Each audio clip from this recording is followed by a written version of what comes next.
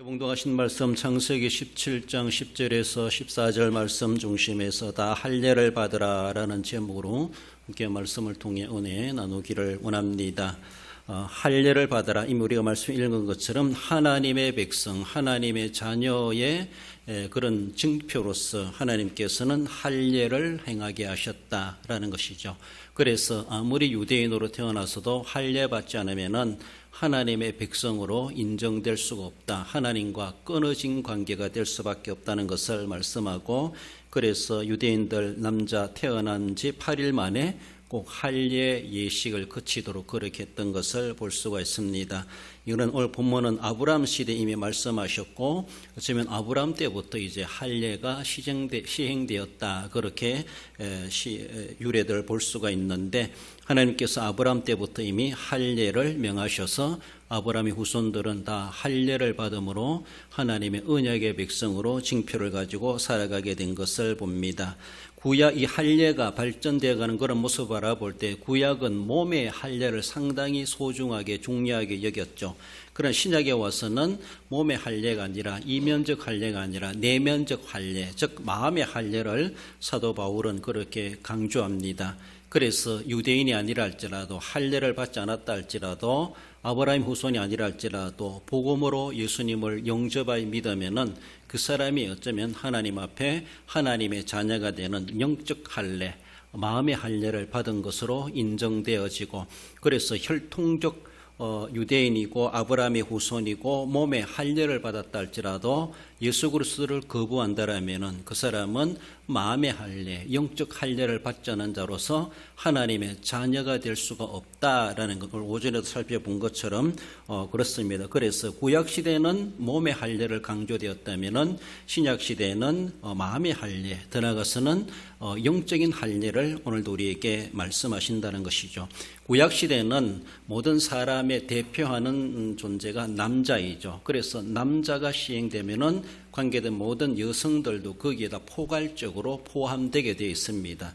남자는 사람의 대표성을 가지고 있기 때문에, 그래서 모든 남성들은 그렇게 할례를 행하게 했고, 신약에 와서 어쩌면 이렇게 마음의 할례라든가 영적 할례는 남녀노소 신분지과를 막론하고 누구든지 복음이 개방되어 있는 것처럼, 그래서 우리는 몸의 할례가 아니라 이제 마음의 할례, 영적 할례를 받은 자로서 하나님의 자녀의 반열에 속하게 된다라는 것을 말씀합니다.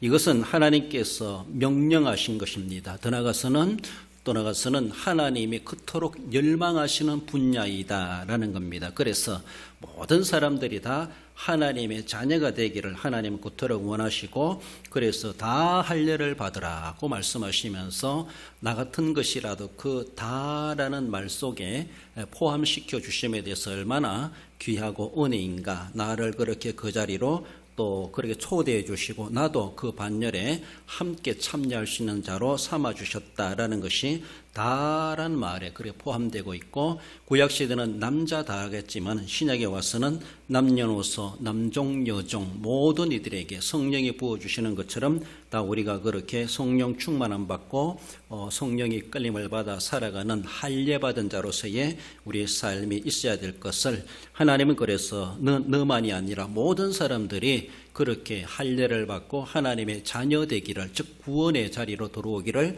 그토록 열망하시고 우리에게 명하셨다라는 것을 생각해 보며, 우리가 영적 하나님의 자녀, 하나님의 가족된 자로서 우리는 정말로 이런 할례를 받았는가, 할례가 있는가라는 것을 좀 더 깊이 생각해 보길 원합니다.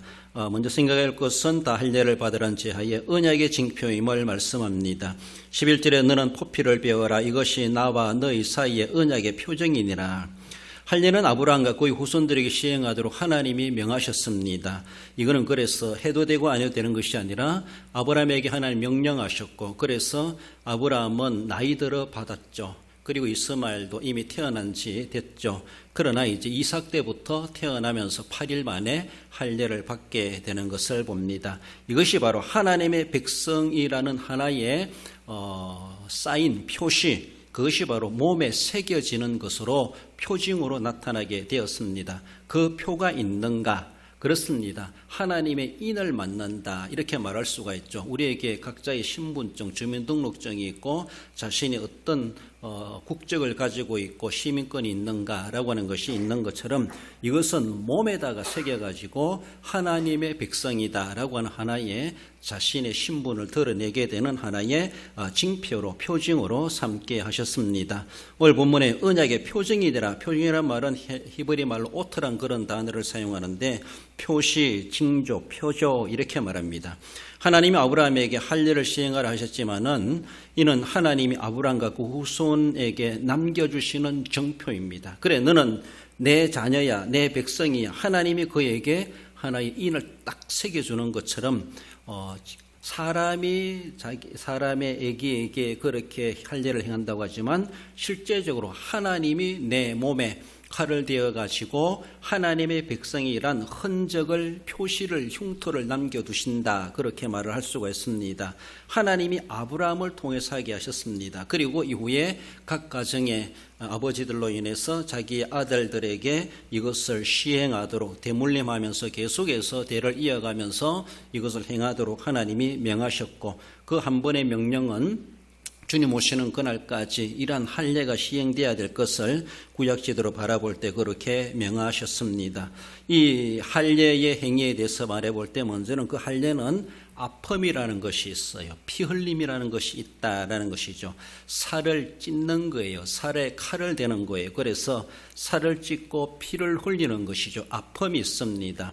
이 아픔이 있고 피를 흘린다는 것, 결국은 그 피를 흘림으로 인하여서 우리의 모든 죄를 구속해 주시는 예수 그리스도의 대속의 즉 보혈의 은혜를 우리에게 의미해 주기도 합니다. 그리고 그것은 또한 앓고 고통, 앓는다, 앓음이라는 것이 있어요. 고통스럽습니다.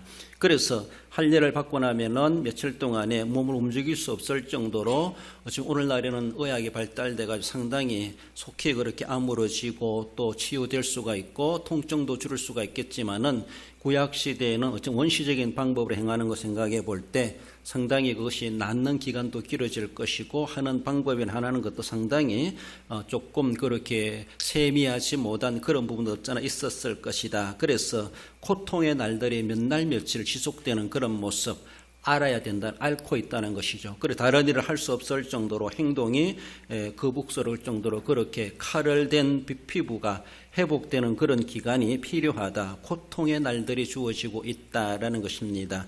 어쩌면은 이것은 그리스도께서 앞으로 고난 당하시고 그리고 그 고난의 시기를 지내가야 된다는 것.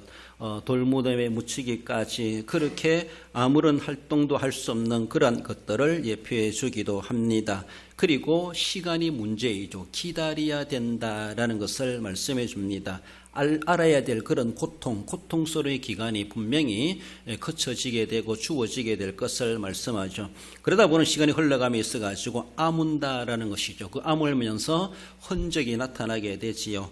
예수님이 부활하시고 내 손을 봐라, 내 옆구리를 봐라 라고 하시면서 흔적을 보여주시는 것처럼 그것이 살찌키고 피 흘리셨고 고통스럽고 아파했던 그 모든 것들이 이제 아물어지면서 고통의 기간이 끝나고 회복의 모습을 보여주고 있습니다.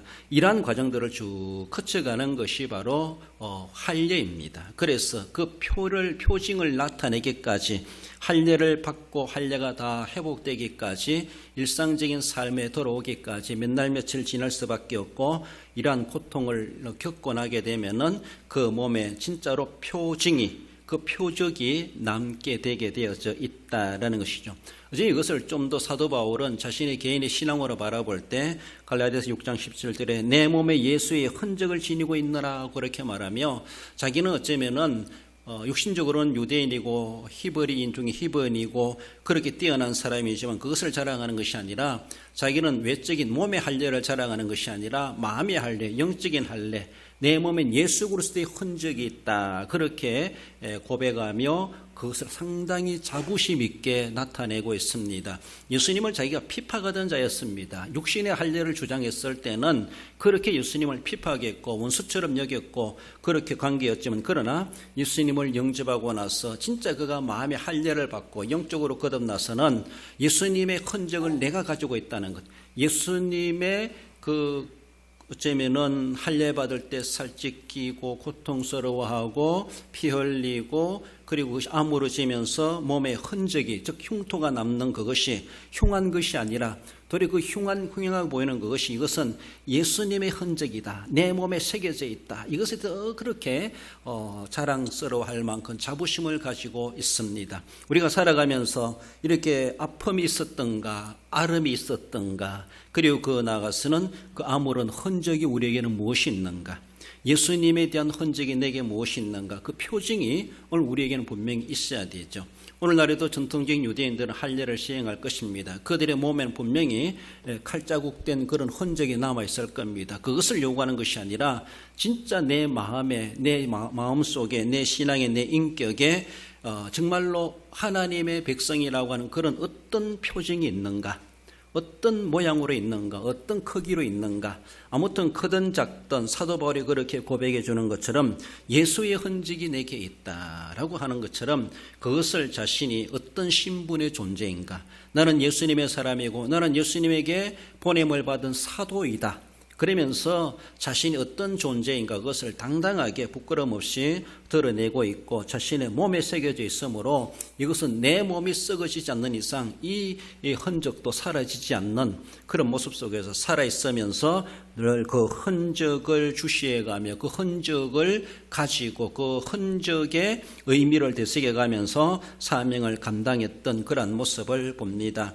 그렇습니다. 그것이 예수님께서 결국은 구약시대 이스라엘 백성들에게 이렇게 아브라함 후손들에게 이렇게 언약의 표징으로서 할례를 시행하라고 했던 것은 결국 예수님께서 이 땅에 우리를 위해서 피 흘리시고 살찌끼시고 피 흘리시고 고통당하시고 그러면서 우리에게 십자가의 흔적을 남겨두시고 우리를 구속해 주실 우리를 언약의 백성으로 삼아 주실 언약의 피를 흘리시게 될 것에 대해서 구약에 이미 아브라함 때부터 복음을 담아가지고 그 백성들에게 할례를 시행하게 했다라는 겁니다. 그런데 구약의 사람들은 앞으로 하나님께서 메시아를 보내셔서 우리의 영육을 구원해 주실 메시아를 보내실 것이고 그 메시아가 오셔서 우리가 할례 받는 것처럼 그렇게 살찌끼고 피 흘리고 앓고 고통당하고 무덤에까지 들어가시고 그러시면서도 다시 회복하게 될 것이다. 이렇게까지 복음화된 복음으로 담겨진 그것을까지는 제대로 그들은 인식하지 못했지 않았겠는가라고 볼 수 있습니다. 할례 가운데서 이미 예수님은 하나님은 복음을 심어주고 있었습니다. 이미 그게 메시아를 심어주고 있었습니다. 그렇습니다. 그러나 유대인들은 너무 이면적 표면적 이렇게 할례만 주장하다 보니까 메시아로 오신 예수님을 알아보지 못했고 인정하지 못했고 자기들의 고정관념에 빠져 있다 보니까 하나님이 진짜 할례를 통해서 무엇을 계시하고 있는가는 그 핵심은 본질은 사라져버리고 그저 겉으로만 나는 할례 받았는데 할례 받은 민족인데 이렇게 자부했던 것은 아닌가라는 겁니다. 마태복음 26장 26절에 보면은 예수께서 떡을 가지사 떼어 제자들에게 주시매 이것은 내 몸이니라 또 잔을 가지사 너희가 다 이것을 마시라 이것은 죄 사함을 얻게 하려고 많은 사람을 위하여 흘리는 바 나의 피 곧 언약의 피니라. 하나님께서 아브라함에게 언약의 표징이라 이렇게 말씀하시는 것처럼 예수님 시대에 와서 예수님은 제자들에게 이것은 언약이다. 언약의 피다. 너와 나와의 관계에 이렇게 언약으로 맺어진 그 매개체가 예수님의 살찌끼시고 예수님의 피 흘리심이라는 것이죠. 그 십자가의 할례를 이야기해 주고 있습니다. 그렇습니다. 이렇게 이제 하나님이 계시의 전진성 속에서 아브라함 시대는 몸에다가 이렇게 흔적을 남겼지만은 이제는 어쩌면 사도 바울이 강조해 주는 것처럼 마음의 할례, 영적인 할례, 예수 그리스도를 영접하여 믿는 그 자체가 내가 마음에 할례를 받는 과정이라는 것이죠. 할례를 받는 것. 할례를 안 받으면 나와 관계가 없다. 끊어졌다 이렇게 말하는 것처럼 예수 그리스도를 마음속에 영접하여 믿는 믿음이 없으면은 하나님과 언약은 깨어진 겁니다. 언약이 이루어지지 못한 겁니다. 그것이 그 예수 그리스도 십자가의 흔적이 예수 십자가의 감격이 없더라면은 하나님의 언약의 백성이 아니라는 것입니다. 이렇게 하나님의 계시는 점진적으로 발전해 왔다라는 것이죠. 그것을 유대인들은 제대로 깨닫지를 못했고 계속해서 신약시대에 와서도 몸의 할례를 받아야 된다. 이것을 막 강조했던 것을 볼 수가 있죠. 실제적으로 할례에 담겨진 것이 무엇인가? 구약시대 아브라함의 할례는 결국 예수님의 언약의 핀이라고 말씀할 이 언약으로 연결되고 있다고 하는 것을 그들은 그 내면을 제대로 깨닫지를 못하므로 많이 엉뚱하게 일들을 벌여갔던 것을 봅니다. 우리는 예수 그리스도를 영접하여 믿음으로 예수님이 우리를 위해서 살찌키시고 피 흘리신 십자가의 고난 그리고 부활로 회복되게 하시는 그 모든 언약의 표징을 우리는 믿음으로 마음에 새겼고 그 마음의 할례를 받고 나도 예수님의 흔적을 가지고 있다. 할례받은 민족이다. 영적인 할례를 가진 복된 자 되었다는 것을 우리는 늘 기억하며 어느 누구든지 지금도 이 할례를 받지 않은 자들에게 예수님의 살찌기신과 피 흘림의 고난을 그들에게 설명해 주고 바로 너를 위해서 너를 언약의 백성 삼기 위해서 우리 주님께서 이렇게 십자가에 피 흘리셨다라는 것을 분명히 가르쳐주고 전도하고 그래서 부활하여 회복하여 새 생명을 주신 것처럼 할례를 받아 죽으라고 하신 것이 아니라 도리어 새롭게 거듭나게 하시는 하나님의 회복의 은혜가 있다라는 것을 분명히 우리가 또한 복음 속에 담아 전해줄 수 있어야 할 것입니다. 나아가서 다 할례를 받으라고 하는 것은 대대로 지킬 언약임을 말씀합니다. 12절에 너희의 대대로 난 지 8일 만에 할례를 받을 것이라. 하나님께서 아브라함에게 맺은 언약은 아브라함 개인 1대1만이 아닙니다. 물론 언약의 대표자로서 아브라함은 언약의 당사자입니다. 하나님과 맺어진 언약의 체결함이 있어가지고 아브라함은 대표직입니다. 대표로 왔어요. 그래서 개인적으로 볼 때 아브라함은 자기도 하나님 앞에 개인적으로 언약의 백성으로서의 철저하게 할례를 받고 할례 받은 자의 삶을 살아갈 뿐만 아니라 아브라함은 자신의 후손을 위한 후손을 대표적으로 올라온 거예요. 하나님이 삼으신 거예요. 그래서 아브라함의 후손들 모두는 대대로 다 아브라함이 할례를 받고 하나님 언약이 맺어진 것처럼 그들 그 언약 안에 살아가도록 할례를 받도록 명하셨습니다. 그저 아브라함 너는 할례를 받아라 그것이 아니에요. 너도 받고 앞으로 태어날 이삭도 받고 앞으로 너 모든 대대 후손들에 이르기까지 다 내 언약의 백성이다. 그렇게 말씀하십니다. 아브라함에게 하늘의 별을 보라 바다의 모래를 보라 이렇게 한 것, 그렇게 많이 주시겠다는 것처럼 많은 것이 다가 아니라 다 할례를 받는 그런 선택받은 복된 민족으로 하나님은 삼으신다라는 것이죠. 숫자적으로 많다 할지라도 할례를 안 받으면은 하나님과는 아무런 관계도 없는 그런 관계가 되어 버린다는 겁니다. 그래서 그 모든 후손들과 맺은 언약의 성격을 가지고 있습니다. 그래서 대대로 지킬 언약이다. 그렇게 말씀합니다. 대대로란 말은 어쩌면은 시대와 세대 이런 단어를 사용하고 있는데 지금 개인적으로 보면은 내가 태어나면서부터 죽음까지 인간 생애의 순환 주기를 이야기합니다. 그래서 내가 할례를 받았다고 하는 것은 태어나면서부터 그리고 죽을 때까지 나는 할례 받은 사람이다. 그렇죠? 죽을 때까지 그 흔적을 가지고 살아가는 것처럼 그렇습니다. 그래서 자신의 일생 동안 그래서 할례 받은 한 주간 그 기간만이 할례의 고통을 알고 의미를 알고 그런 것이 아니라는 것이죠. 계속해서 할례를 받는 것이 아니라 한 번으로 끝나지만은 그것은 내 생명 다하는 그날까지 내 생명의 수완이 끝나는 그 순간까지 출생부터 죽음까지 난 하나님과 맺어진 관계다. 언약의 백성이다. 그때만이 하나님의 백성이 아니라는 것이죠. 주일날만이 하나님의 백성이 아니라는 것이죠. 절기 있고 특별한 날만이 하나님과 언약의 백성이 아니라는 것이죠. 일상적인 모든 삶, 내가 교회 안에 있든지 세상에 있든지 무슨 일을 하든지 난 늘 언약의 백성이다. 하나님 앞에 살아가는 사람이다. 하나님의 사람이다. 늘 우리는 죽는 그날까지 이 의식을 가지고 살아가고 그 자존심을 지켜가고 그 정체성을 지켜가고 그 명예를 우리는 실추시키지 말고 잘 지켜갈 수 있어야 할 것입니다. 뿐만 아니라 대대로라는 말은 정말 대가 이어지도록 모든 후손들도 그렇게 하도록 하라라는 것입니다. 근데 사람들은 당사자가 아니면은 2대, 2세, 3세, 4세 흘러가다 보면은 뭐 내가 맺은 게 아닌데 내가 약속한 건 아닌데 나와는 상관없는데 우리 조상들이 한 것인데 라고 하면서 자꾸 퇴색해 버리고 퇴색해져 가고 뭔가 점점 거리감이 멀어져 가는 그런 경향들이 인간사에 계속 일어납니다. 그렇지 않습니까? 이스라엘 역사를 바라본다 할지라도 한 세대 거쳐가면은 그만큼 뭔가 좀 느슨해집니다. 출애굽을 경험한 사람들 광야를 경험한 사람들은 남달랐어요.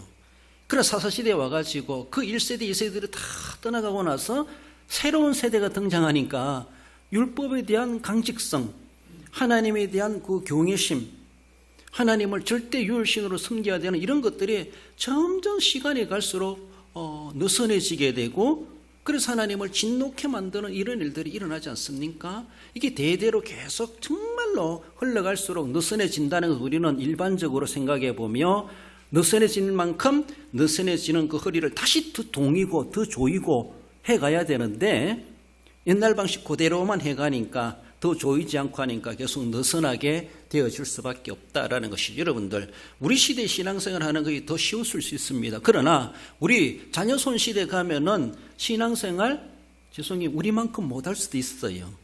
더 어려워질 수 있어요. 세상 살기 더 좋아지게 되고 세상의 유혹들이 더 크고 교회 나와서 살아가는 신앙의 가치보다가도 별로 종교의 필요성이라든가 하나님의 절대권이라든가 유일신앙관이라든가 이런 것들이 그들 속의 인식이 사라질 수 있다는 것이죠.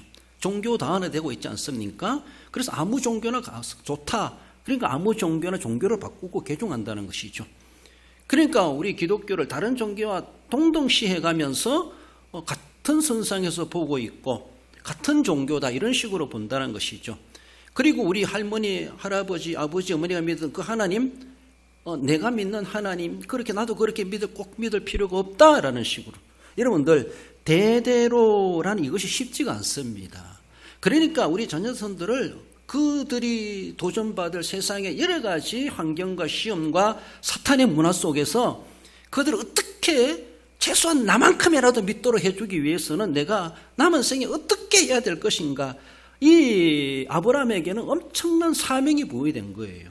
너만이 할례받고 너만이 하나님을 순종하며 믿음의 조상으로 사는 것이 아니라 이삭을 비롯한 야곱과 그 이후에 모든 후손이 이르기까지 세월이 가고 시간이 가고 간다 할지라도 대가 바뀐다 할지라도 늘 하나님은 거기 살아계시기 때문에 늘 하나님과 자신이 1대1로 서 있다는 것을 알아야 되는데, 옛날 우리 할아버지가 한 건데, 그러니까 자기와는 별로 의미를 부여하지 못하고 같이 상실되어지는 그런 모습들이 간사한 인간 속에 다 있습니다.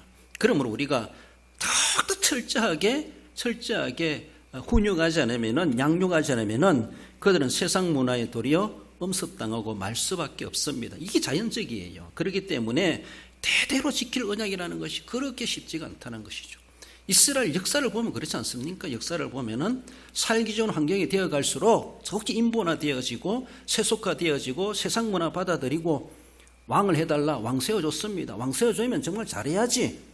그러면서도 그 해달라고 해주는데도 세속화되어버리고 세상 나라와 다를 바가 없는 그런 모습, 결국 하나님 앞에 징계를 받는 그런 모습 되고 있지 않습니까? 이게 간사한 인간들의 역사 속에 다 드러나고 있습니다. 오늘의 우리의 모습 속에서 과연 대대로 지킬 언약을 나는 지켜가고 있는가 뿐만 아니라 그 대대로 이어갈 만한 우리의 자녀손들의 그 흔적들이 보여지고 있는가, 그거 뭐 그렇게 중요하나요? 아이들이 그렇게 물으면 우리 무엇이라고 대답할 것인가? 개인적으로 출생에서부터 죽음까지 있는 것처럼 가문으로는 대가 이어지는 후세대에 이르기까지, 대가 끊어지고 단절돼서 몰라도 계속 인간적으로 혈통을 이어간다라면은 거기에도 대대로 지킬 언약이 살아 있어야 될 것을 말씀하십니다. 하나님은 먼저 나서가지고 난 너와의 언약을 파기하겠다, 절대로 먼저 파기하시는 하나님이 아니시라고 볼 수 있습니다. 사람이 먼저 하나님을 배신해버리고 언약을 배반하는 삶을 살아가면은 하나님은 끊으실 수 있습니다. 하나님과 관계를 끊으실 수 있습니다. 하나님은 그들을 징계하실 수가 있습니다. 끊지 않으셔도 호되게 징계하시고 다시 돌아오게 하실 수가 있습니다. 시간 낭비, 목 낭비, 물질 낭비, 결국은 그렇게 되고야 말 것이죠. 그렇습니다. 하나님과 언약이 파기된다고 하는 것은 엄청난 두려운 일이 발생하게 됩니다. 하나님과 결별하게 돼요. 그리고 하나님과 원수지간이 됩니다. 이것이 아담 하와가 하나님의 법을 어김으로 결국 원수지간이 되지 않았습니까? 노아 시대 때 하나님은 쓸어버리셨습니다. 엄청나게. 소돔과 고모라 불이 내려가지고 땅을 태워버리시고 거기에 풀 한 폭이 나지 않는 땅속까지도 저주받게 만드셨습니다. 오늘 이 시대는 심판의 때가 아니라 지금 은혜의 시대를 살아가고 있기 때문에 그런 극단적인 하나님의 심판이 없으시다 할지라도 하나님은 분명히 심판을 예비해 두고 계시다는 것이죠. 하나님과 결별되고 원수지간 되어버리고 결국 하나님의 심판받을 대상이 되어버린다는 것이죠. 대상이 되어버린다는 겁니다. 그렇습니다. 수요일 날도 우리가 살펴보겠지만은 하나님은 분명히 심판하시는 하나님이에요. 지금은 심판의 때가 아니라 구원의 때다 이렇게 말합니다. 구원의 때이고 그러나 그 때가 구원의 때가 구원받을 때가 끝나게 되면은 바로 심판의 상황으로 전국이 바뀌게 되어져 있어. 그때는 은혜가 없고 하나님의 공의의 법이 시행되어지는 심판의 때가 있다는 것이죠. 지금은 구원받을 만한 때를 우리가 살고 있음이 얼마나 감사한지. 심판이 없다고 말하면 안 돼요. 심판이 분명히 있습니다. 그렇기 때문에 심판의 때가 도래되기 전에 구원해 받을 만한 이 시대에 우리가 구원받을 수 있는 기회를 잘 누려야 되지, 그것을 선용하지 못하고 계속해서 방탕을 빗나간다면 결국 하나님의 심판의 때가 도적같이 임할 수 있다는 것이죠. 생각지도 못하게 전혀 준비되지 않았는데 한밤중에 임할 수가 있다는 것이죠. 그러므로 하나님의 심판이 없는 것이 아니다라는 것입니다. 그렇습니다. 하나님은 분명히 하나님과 언약에 깨어진 자를 결별하게 되고 원수지간이 되어버리고 하나님의 심판의 대상이 되고야 만다라는 겁니다. 하나님이 그들을 영원히 심판하지 않는다 할지라도 그러나 그들에게 나라가 망할 정도로 하나님은 그렇게 하나님은 징계를 하십니다. 이스라엘 열왕기 왕조 속에서 나타나지 않습니까? 그들 완전히 버리지 않으시지만은 남겨진 자들이 있으니까 완전히 버리지 않지만 그러나 그렇게 되기까지 완전히 나라가 박살나게 만드시는 거예요. 초토화되게 만드시는 거예요. 성전까지도 하나님은 버리시는 거예요. 하나님 영광이 떠나버리고 이방인들에게 너들 마음대로 이 땅을 유린해 먹으라라고 하면서 이 가나안 땅을 내주기도 하셨습니다. 그렇게까지 되는 것이 얼마나 엄청난 일입니까? 우리의 생애 속에 그런 일들이 우리 자손대에 그런 일이 일어난다고 생각해 보면은 우리 한반도로 그런 일이 없겠습니까? 이 땅이라고? 그렇습니다. 그 즉각 뿌리 흐르는 약속의 땅도 하나님 그렇게까지 하실 수 있다라면은 우리가 뭐 성교의 대국이고 뭐 한때 그렇게 했다라고 그것이 자랑할 거 아니라는 것이죠. 그러면 실제적으로 오늘의 모습이 어떠한가? 하나님의 언약이 대대로 지금 유지되고 이어져 가고 있는가? 흐릿하게 했다가는 결국 하나님도 알아볼 수 없을 정도로 하나님과 언약이 깨어진다라고 했을 때 하나님은 완전히 버리시거나 완전히 안 버리신다라면은 다시 복구할 정도로 남겨진 자는 남겨두시겠지만 그러나 그러게 되기까지는 완전히 박살나게 하시는 하나님이 유다 나라 북이스라엘을 치셨던 것처럼 그런 일들까지도 하실 수 있는 우리 하나님이시다라는 겁니다. 그리고 훗날에는 마지막 극단적인 최후의 심판도 있다고 하는 것을 분명히 말씀하고 너가 살아갈 길은 바로 언약을 대대로 지켜가는 것이다. 이것이에요. 너도 살고 너희 후손이 사는 길은 이 언약을 지키라. 구약시대는 몸에 할례를 받으라는 겁니다. 왜 아픈 거 해야 됩니까?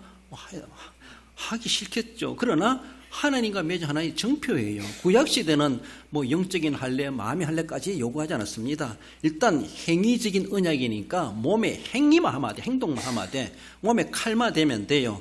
이렇게 되면은 일단은 하나의 말씀을 준행한 자로 여겨주시는 거예요. 얼마나 더 쉬웠는지도 몰라요. 구약시대는. 그렇습니다. 근데 그것마저도 거부한다라면 결국은 아브라함 후손으로 태어났어도 하나님의 언약의 백성과는 아무런 관련 없는 이방인 취급당하게 된다라는 겁니다. 출애굽기 19장 5절 6절에 보면은 너희가 내 말을 잘 듣고 내 언약을 지키면 너희는 모든 민족 중에서 내 소유가 되겠고 너희가 내게 대하여 제사장 나라가 되어 거룩한 백성이 되리라. 내 언약을 지키면 아브라함 시대에는 할례 받는 것으로 언약이 나타났지만 모세 시대에 와서는 율법을 주시지 않습니까? 그 율법을 지키는 것이 또한 언약을 지키는 것으로 조금 더 구체화되었다 이렇게 볼 수가 있습니다. 그래서 몸에 할례도 받고 하나님의 성문화되어 주신 율법도 그들이 지켜가는 것이 하나님의 언약을 지켜가는 것으로 인정되어졌고 그러면은 하나님이 책임져 주신 하나님의 소유된 자가 되고 제사장 나라 거룩한 백성이 되게 하시는 하나님이 그냥 두지 아니하시고 세계의 뛰어난 민족으로 삼아주시겠다. 하나님의 언약의 백성들에게 주시는 남다른 은혜하고 은혜요 복이라고 하는 것을 말씀합니다. 나가서 다 할례를 받으라고 하는 것은 모든 사람을 대상으로 하고 있습니다. 12절에 너희의 대대로 모든 남자는 집에서 난 자나 또는 너희 자손이 아니라 이방 사람에게서 돈으로 산 자를 막론하고 난 지 8일 만에 할례를 받을 것이라. 구약시대의 옛 언약은 모든 의식이 어쩌면 인자 되신 예수 그리스도를 상징하고 있습니다. 구약의 어떤 절기나 의식이나 예식이나 모든 것이 예수 그리스도가 그 속에 다 포함되어 있습니다. 다르게 보면은 복음이 있다는 건 복음. 단순한 행위로 그리고 행사로 그런 잔치로 그런 절기로 이루어진 것이 그만이 아니라는 거예요. 그 속에 담겨져 있는 예수 그리스도로 이루실 하나의 상징화된 그런 것들이 그 속에 다 들어있다는 것이죠. 그러니까 묻고 즐기는 그것만이 아니라 그것을 통해서 그들이 무엇을 알아야 되는가 실제적인 숨겨져 있는 보화가 있어요. 본질이 있어요. 그것을 모르고 그냥 지나가 버리면 종교 행위에 불과한 겁니다. 그렇습니다. 그러므로 그 모든 의식 속에는 인간으로 인자 대신 예수 그리스도 그게 다 포함되어 있는 인자하신 하나님의 모습을 보여주고 그래서 어떤 제물로 바라볼 때 수컷을 이용하도록 그렇게 하셨습니다.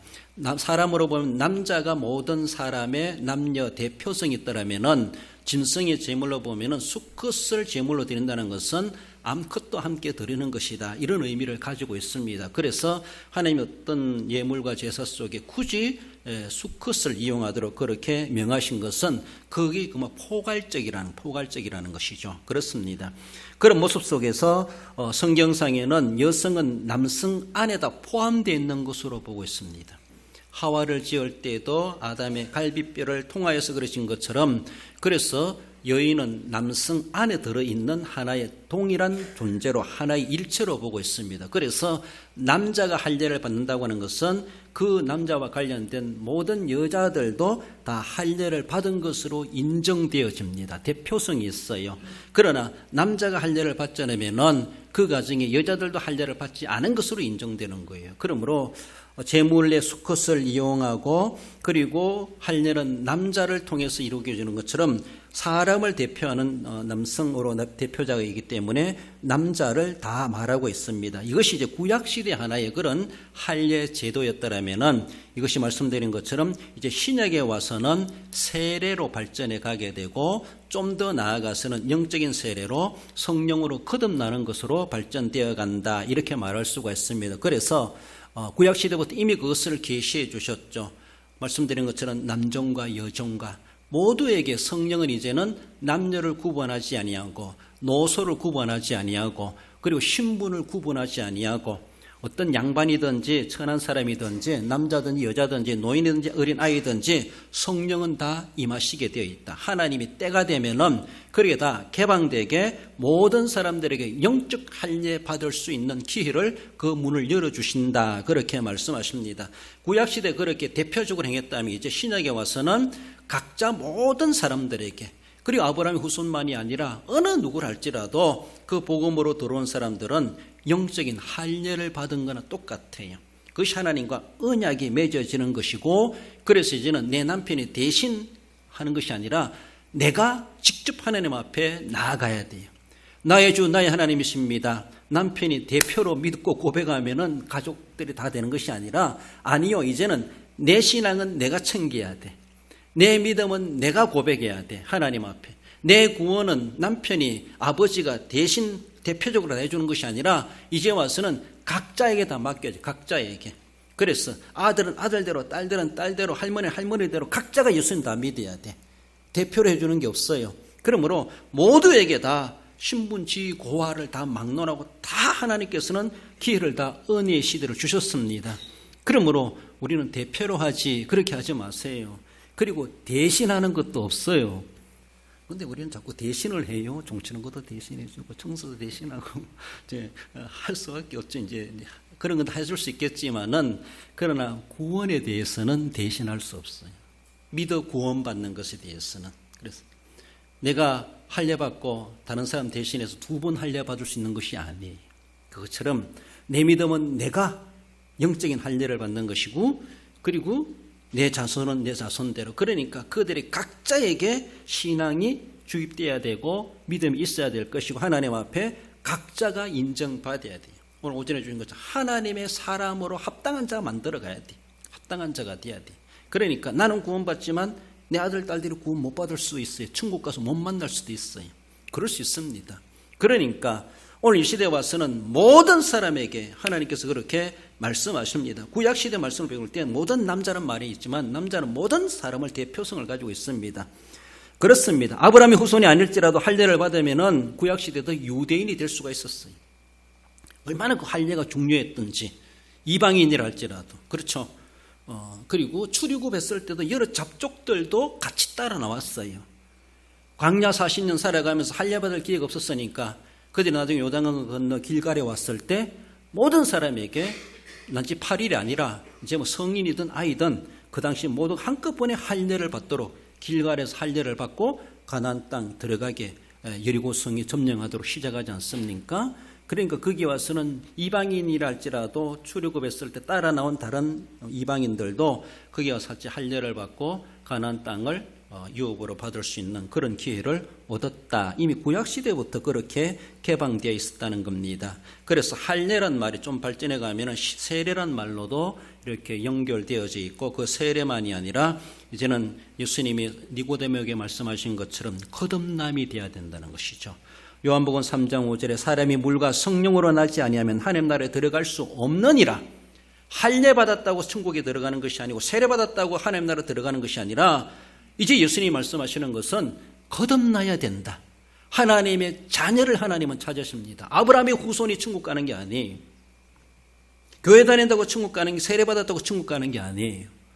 물과 성령으로, 즉 예수 그리스도를 내 마음속에 영접하여 그 이름을 믿는 자는 하나님의 자녀의 권세를 주셨나니, 이것입니다. 하나님의 자녀의 자격을 받은 사람들이 그 나라에 시민권이 있고 그 나라에 입국하는 것입니다. 가능한 겁니다. 우리가 어디 갈 때에 비자 발급 받아야 된다 이렇게 말하는 것처럼 비자 발급은 그 나라에서 나오도 된다 허락해 주는 거예요. 그러나 비자가 안 나와요. 당신은 못와 하면서 발급을 안 해줘요. 그러면은 암만 가고 싶어도 못 가요. 갔다가도 공항에서 뒷받고 나와야 돼요. 쫓겨나요. 그런 것처럼 거듭나야만이, 이것은 성령으로 거듭난다는 것이죠. 성령으로 거듭난다는 것 전제되는 것은 예수님의 십자가와 부활이 있어요. 그것이 없이 거듭남이 있을 수가 없고 성령으로 거듭나는 것은 있을 수가 없습니다. 바로 예수님을 마음속에 영접하고 그 이름을 믿는 자, 이것이 성령의 역사입니다. 이것이 오늘 우리의 할례예요. 이것은 다 받아야 돼요. 그래서 모든 사람들이 이 할례를 받고 하나님의 나라에 들어오기를 주리 하나님 아버지는 그토록 기다리시고, 그것을 위해서 이 땅에 아직도 교회를 세우시고 열방의 선교사 우리들을 세우시고 복음을 전도하라 말씀하고 있습니다. 그들을 이곳으로 데리고 오너라. 하나님의 자녀로 할례받게 만들어라. 그렇게 말씀하시죠. 그래서 구약시대는 몸의 할례가 있었다면 이제는 마음의 할례, 사도 바울이 말하는 것처럼 로마서 2장 29절에 할례는 마음에 할지니, 이제는 몸의 할례가 중요한 것이 아니라 그런 시대는 끝났다는 것이죠. 이제 계시의 전진 속에서 몸의 할례, 즉 성령으로 거듭나야 된다. 이것은 몸의 할례 100번 해도 그거는 무용하고, 어쩌면은 마음의 할례, 성령으로 거듭남의 할례가 우리에게 분명히 있어져야 될 것을 말씀하고, 몸의 할례를 받았어도 성령으로 거듭나야 된다. 이것을 말씀하십니다. 디모데전서 2장 4절 읽어볼까요? 하나님은 모든 사람이 구원을 받으며 진리를 아는 데에 이르기를 원하시느니라. 할렐루야. 이게 하나님의 열망이에요. 모든 사람이 구원을 받기를 나는 그렇게 원한다. 진리를 아는 데 이르기를 원한다. 하나님의 열망, 그 하나님의 열망을 우리는 알아들이고 하나님이 그토록 원하시는 그 열망을 이루어 드리는데 우리가 귀중하게 들어쓰임 받을 수 있어야 할 것입니다. 그러므로 인간적으로 바라본다 할지라도 나와 가까운 우리 가족들이 이 모든 사람에 해당되고 있는가, 어쩌면 될 수도 있고 안 될 수도 있겠지만은 아무튼 우리가 할 수 있는 노력과 방법대로 그들이 다 영적으로 거듭나고 하나님 나라에 갈 수 있느니라 말씀하시는 것처럼 그 나라들에게 합당한 하나님의 백성으로 우리는 만들어 갈 수 있는 우리의 수단과 방법을 최선을 다해서 충성해 가야 할 것입니다. 결론적으로 읽어봅시다. 선민이란 언약의 표징으로서 몸의 할례를 행하였던 것과 같이 성령으로 마음의 할례를 행하고 모든 사람이 하나님의 열망대로 구원받도록 하나님의 자녀된 사명에 충성하는 성도가 됩니다. 그렇습니다. 내가 먼저 하나님의 자녀된 것 우리는 늘 기억하며 고이고이 간직할 뿐만 아니라 하나님의 열망대로 모든 사람이 다 하나님의 자녀되어 그 나라 들어가게 되기를 원하시는 것처럼 하나님의 그 수건, 하나님의 그 열망에 부합하는 삶을 우리는 늘 마음에 새겨서 기꺼이 많은 영혼들을 구원해내고 하나님이 기뻐하시는 대로 그 사명감을 가지고 충성하시고 귀하게 들어 쓰임 받으시는 우리 모든 성도 여러분들 되시기를 주님의 이름으로 축원드립니다.